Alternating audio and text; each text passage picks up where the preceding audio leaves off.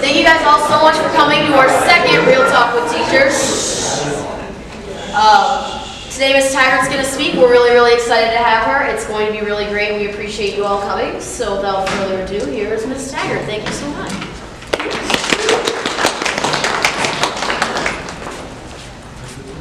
Hi guys. Let me start by saying that this is really informal, so if you have any questions, anytime I'm saying anything you want to ask, please feel free to do so. I just kind of wrote down some of my experiences that I wanted to share with you guys. I know that high school is a stressful time, and I have suffered with depression since probably I was a little bit younger than you guys, and I thought that maybe if I shared some of that with you, or anything maybe that I share that you feel like you could relate to, you would feel that someone else has been in your shoes. So I started struggling with depression when I was a kid. I don't really remember when it started, maybe middle school or before, but often I felt stuck or stifled, like I couldn't do what I wanted to do, or I couldn't be who I wanted to be. So I would lose myself in books, or maybe even hide in the books. Everywhere I went, I carried a book around with me so that I wouldn't have to actually interact with anyone. I didn't and still don't understand how some of my good friends are just happy, and it's just easy for them to be happy.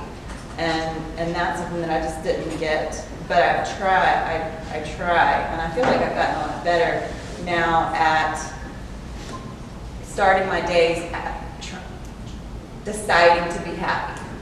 And I think that that's important. I think that that's something that maybe lots of people struggle with, but if you make a conscious decision to be positive in your life, then you can bring positivity into your life. Something else, when I was younger, I often felt stuck. I was born and raised in Biloxi, Mississippi, and I wanted to be anywhere but there. And I would look around at my neighborhood and wonder if that was all there was. And I wanted to be different. I didn't want to be like the people that I felt were around me. I wanted to explore. I wanted to go places. And I felt like a lot of the people there had a very narrow view of the world. And including, some of my friends and family whom I love, but didn't necessarily share some of the views that I did. That's one of the wonderful things, I think, about being young, being your age, is that you have your whole life ahead of you. You can decide if you don't like where you are in the world, or what you are in the world, or who you are in the world. You have your whole life in front of you to figure out what happens next, what you become, whoever you want to be. And so because I felt stuck, I decided that I wanted to change. And that, like I said, it's one of the great things about being young and unencumbered. You can go anywhere and do anything if you're willing to work hard to get there. Another thing I struggled with when I was younger, all my friends seemed to have like brand name clothes. Their family seemed to have more money than my family did. They went on fancy trips to Europe. My mom shopped for my clothes at Walmart and told me if I wanted something better, then I was going to have to pay for it myself. So I got a job when I was 12. I started babysitting. Also, when I was in 4th grade, I got these really big glasses, which were just awful. At first, I was excited because that meant that I could see. But by the time I got to 6th grade and I started thinking about boys, I started feeling really self-conscious. And again, my mom said, I wanted to get contacts, and she said, no, if you want contacts, you are going to have to pay for those. So I continued to save up my money, and I bought myself contacts. I struggled with body images, which sort of contributed to my depression too. I felt like I didn't look the way that I wanted to look, so I started exercising a lot. And that's one of the things too that I've found solace in. It's one of the things that I do when I'm stressed. If I'm really upset about something, I can go for a run and feel better. And it's something that I've continued, when you're really busy in your life and you're struggling with who you are and what you are and you're stressed, I felt like it's the one thing that I can do wherever I am, and one thing that I can control. is to get out there and go for a run and get rid of some of that stress. So I highly recommend finding whatever that is for you and making it a constant in your life. Regardless of how many times my life has changed over the years, how many places I've lived, how many places I've been, that's something that I know that I can do, is just go outside and sweat it out for a little while and feel a little bit better. Another thing that I really struggled with, when I was 14, my youngest brother got cancer. He had something called Ewing sarcoma. And I felt like my world shattered, which is really selfish. He's the one that had cancer, not me. But I was scared that he was going to die, and I couldn't fathom that. When someone close to you has a severe illness or dies, not only is it sad that that person, you may be scared for them or you've lost them, but also you become faced with your own mortality. And sometimes that's scarier. And I'm also ashamed to say that I acted out a lot during that time period. I don't know if it was because I was scared for my brother, or I was scared for myself, or maybe I was a little bit jealous of all the attention that he was receiving, and I wanted some attention for myself, albeit negative attention. But I realized that by acting out, I was hurting not only myself, but my family. And my parents didn't need to spend their time worrying about me when they needed to be spending their time helping my brother get well.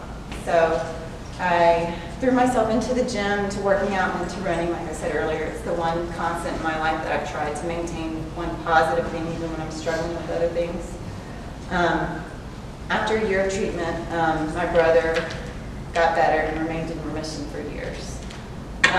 When I was 15, I got a job working at Chick-fil-A. Anybody out there like Chick-fil-A? And I worked there for 3 years. It was really a fun job, actually. I saved my money up and paid for myself to go to Europe. One of those things, again, where my parents said, we've never been in Europe, we're not going to pay for you to go. So I decided to take myself to Europe. I went with some friends in high school. And I was really proud of myself for working hard and earning my own money and paying for myself to do that. Especially when my parents had never left the country before, and rarely even left our home state of Mississippi at the time. Traveling to Europe opened my eyes to a whole new level of possibilities when I realized how big the world was and how much out there was to see, how different people were, how amazing and wonderful the world was. I had never seen other perspectives than those that existed in the Gulf, on the Gulf Coast in Mississippi. And before that, had a very narrow view of the world and my place in it. Traveling to Europe changed that, and I became hungry for more adventures. I continued to challenge myself, and in honor of my little brother, I participated in the Leukemia Society of America's team and training group and ran my first marathon when I was 18. I was a senior in high school. This was, because though this was during my senior year of high school, I became a little bit full of myself regarding my accomplishments, and I did not train as well as I should have. And I ended up just barely finishing it in 6.5 hours because I quit training halfway through. But I am proud of myself that I finished and that I trained. But my dad likes to make a joke because he went with me to San Diego, and I did raise all the money for leukemia, and I did finish the marathon. But you can see, like across the finish line, there's me, and I'm just barely like walking, and there are these like middle-aged women behind me walking, and then when I'm crossing the finish line, they're in front of me. And you would think the 18-year-old person that's in good shape would be winning, but that's what happens when you do not complete your training in the way that you should. So if any of you decide to train for a marathon, I would definitely recommend you stick with the training. But I am proud that I finished. So when I was trying to decide where I wanted to go to college, many of my friends were going to the University of Southern Mississippi because that was very close by, but I didn't want to go where they went. I wanted to go somewhere different because I wanted to meet new people. It was tough going to college somewhere where I didn't know anyone, but I forced myself to join various student groups, and I did my best to make friends. Unfortunately, I spent too much time making friends, and I started skipping classes, and eventually lost my scholarship because I did not focus on my studies. I focused on getting friends. And that's one of the things I wanted to talk with you guys too about failure and learning lessons from the hard way, something that I always need to do the hard way.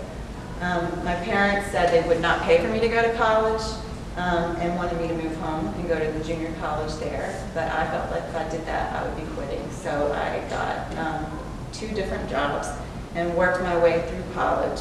And am proud to say that I did that and graduated and did not move home, although I wish I didn't have $60,000 worth of student loans now because I lost my scholarships. But I am proud that I did quit and that I paid for myself to go. Well, me and Sally Mae. I graduated with a degree in English without knowing what I wanted to do with my life. I loved English literature, but I didn't know how to transfer that into a career. I hadn't yet thought about teaching. My college boyfriend and I broke up after 3 years of dating, and I sunk into a deep depression. As I said earlier, I've struggled with depression since I was young, and sometimes when you really struggle with depression, it can be hard to even get out of bed in the morning. I've learned over the years to get out of the bed no matter what and to try to start every day positive. Some days it's easier than others. But it was really difficult when my boyfriend Jason and I broke up because I had spent 4 years in college thinking that I was going to marry him, and that breaking up with him at the same time as graduating from college, I felt lost. I didn't know what I wanted to do with my life. I didn't know who I wanted to be with. I didn't know what was supposed to happen, and I had to move back home again for a while to figure that out, and that was hard because, as I said earlier, I hated living in Mississippi. But I moved back in with my parents, and after a month got a job working in sales at the Boulevard Casino. I rented a condo on the beach and slowly started to piece my life back together, but I wasn't happy. I remember I would start my job at 8:30 in the morning, and I'd be done with whatever task they gave me by 10 a.m. And I told my immediate supervisor to give me more work to do, and she said just try to spread it out over the course of the day. And I thought that was crazy. I couldn't live that way, working in a cubicle, spreading out an hour and a half's worth of work in 8 hours. I don't know who can live that way.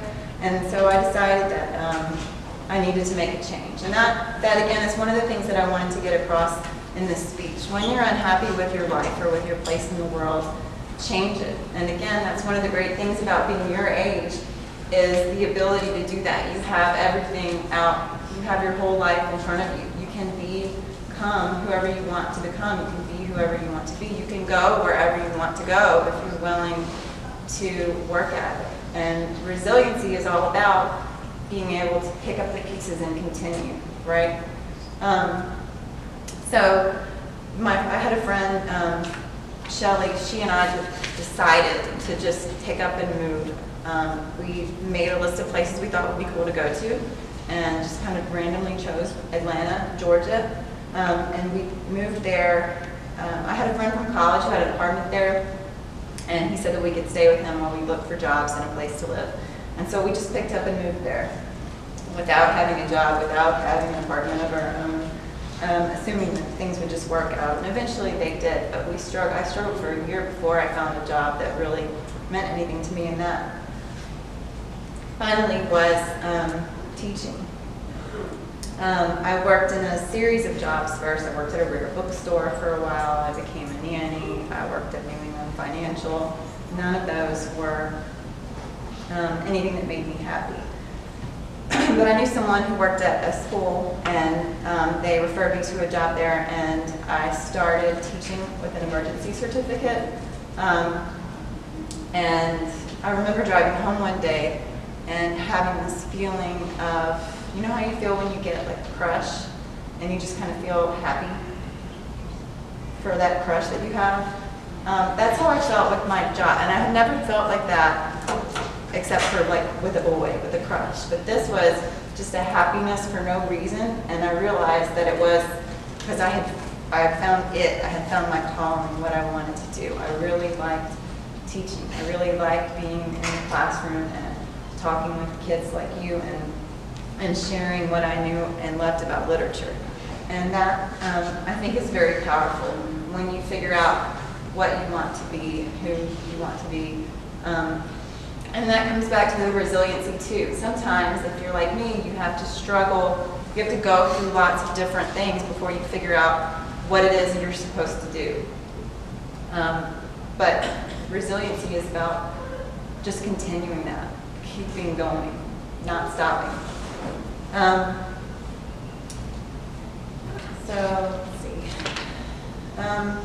So once I had my professional life figured out, my personal life was still questionable. I didn't know. I still didn't know where I wanted to live in the world. I didn't know who I wanted to share my life with. I knew that I wanted to share my life with him. So I ended up meeting this guy on OkCupid, which is a website that I don't think exists anymore. Or does it? Does anyone know? It's like a dating website, but it was free. So I met this guy from California, and after just talking to him for a couple of months and flying back and forth, I moved to California to be with him. And then I got there and realized that he wasn't who I thought he was at all, but I was in love with California. And so I stayed there for a while. It was hard packing up and moving everything that I owned, me and my dog, to California and getting there and not having anyone there because the person who I moved there for wasn't who I thought he was. But I got a job working at Napa High School and taught English there, and that other constant in my life, teaching, was something that I could do because I knew that that was what I was supposed to do and that everything else would click into place. And then Hurricane Katrina hit my hometown of Biloxi, Mississippi, and completely devastated everything there. And I brought this book to pass around. You guys want to look at it. It's got some pictures. When people hear Hurricane Katrina, they always think New Orleans. Just want to look at it, pass it to somebody. But New Orleans, the hurricane itself actually hit the Gulf Coast of Mississippi. Mississippi is what got the devastating winds. New Orleans was flooded because of the levees. And that was hard. It was hard for me to be in California when my family and friends at home were all dealing with the devastation of Katrina. Many of them lost their homes completely. They were completely wiped out, anybody who lived near the water. My parents didn't lose their homes, and luckily neither did my brother, but nonetheless there was lots of damage there. And it was hard as a community for them to move past that. And that's one of the things about resiliency too. Even going home now to visit my family and friends in Mississippi and seeing, you can still see the devastation that's evident there from that hurricane, but that people continue their lives and build back is amazing. I remember I was on the phone with my brother that morning that the hurricane hit, and he said, I was teaching in Napa, and I heard him say, "Holy expletive, my shed flew by," and then the phone died. And I did not talk to him for 48 hours because you couldn't get, the landlines were all down. So cell phone towers were down. You couldn't get in contact with anyone. So the only way, so I didn't even know if he was dead or alive. And there were many who were hurt or injured in the storm or died. And that was difficult. And he was okay. And my family was okay. And I didn't lose anyone in the storm. But it was difficult. And it was difficult not being there to help them build back. Here, I was driving to work one day at Napa High School, and I got a call from my friend Shelly asking me if my brother was okay. And I didn't know what she was talking about. She said that I should call my mom. And so I called my mom, and it was 7 o'clock my time in Napa, so 5 o'clock her time in Mississippi, asking me if my brother Josh was okay. I had 2 brothers. She told me to pull over the car, and that he had been in an accident. He and 5 of his friends were all killed in a car accident, driving home from a party and when they were in college. That was devastating to me and to my family, obviously. It was very difficult. for me to, it has been very difficult for me to move past that. That was in 2006, so this year was 10 years since that car accident. And it used to be a daily struggle to imagine living in a world where my little brother wasn't. And I really struggled too because I didn't understand why he would have to have dealt with the cancer that he had. Why did he have to go through all of that if he was just going to die anyway from something else? But I have learned to continue my life. I mean, that is what resiliency is all about too. And people will say, I don't know how you could deal with that. I don't know how you could continue to live your life. The thing is that you don't have a choice, right? And that sometimes can be what's most devastating, is when someone that you love dies, or when you deal with a tremendous disaster and the sun keeps rising and the world continues. And that can be a big struggle in itself, seeing that happen, and when your world has felt like it has stopped. But and people deal with loss in different ways. For my parents, they became very religious. My mom goes to church every day. For me, I've really struggled with my religion since then, because I've spent some time being very angry with God. How could God do something like that? But and I don't know if everything happens for a reason, but I do know that I moved home at the end of that school year to be closer to my family again. Even though, as I said earlier, I've always hated Mississippi, but sometimes perspective changes things. And with the loss of my brother, I wanted to be closer to my other brother and spend time being with him. And I felt very guilty for losing time with my other brother, the one who died, who I can never see again. And I didn't want to have to do that with my other brother. I didn't want to lose any more time. I do know that if I had never moved back to Mississippi, then I never would have met my now husband and eventually made my way here to Northern Virginia and had the two little boys that I have now. And so while I won't say that I think, obviously, the car accident that killed my brother and his friends was a good thing, I think it was a horrible thing, but somehow that led me to where I am now, and I am happy with my life, and I'm happy with the things that have happened in my life.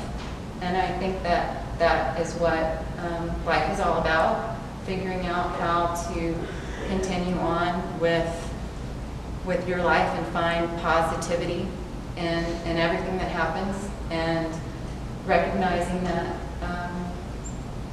life is wonderful, even when it doesn't seem like it is, even when terrible things happen that seem unimaginable to us. We have to continue, and we have to move on, and we have to find a reason to live. And I think when you can figure out what that is for you, then it's very powerful. And I think that those that are no longer with us wouldn't want us to stop because they aren't. And I remind myself of that. And it's hard, sometimes harder than others, but it becomes easier as time goes by. And like I said earlier, sometimes every day is a struggle. Sometimes when you're struggling with depression, it can be hard to get out of bed. It can be hard to think of a reason why. But I do think that we are here for a reason, and that sometimes you go through the motions and you fake it until you feel it. And I think that there's power in that too. And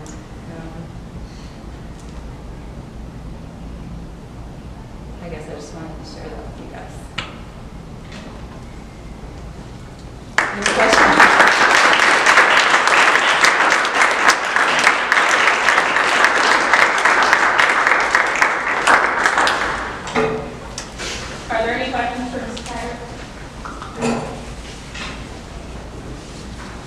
guys. Thank you.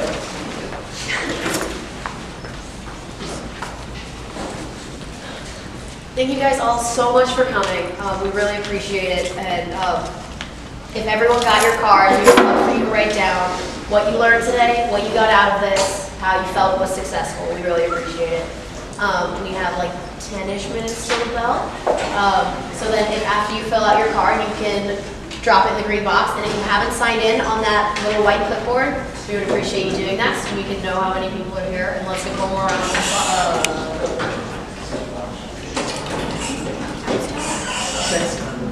Next time. Thursday. On Thursday in room 228, we'll be having our next lecture. Mr. Kaplan will be speaking on stress. So please be there too. Tell all your friends. And thank you so much for being here today. And thank you so much, Ms. Taggart.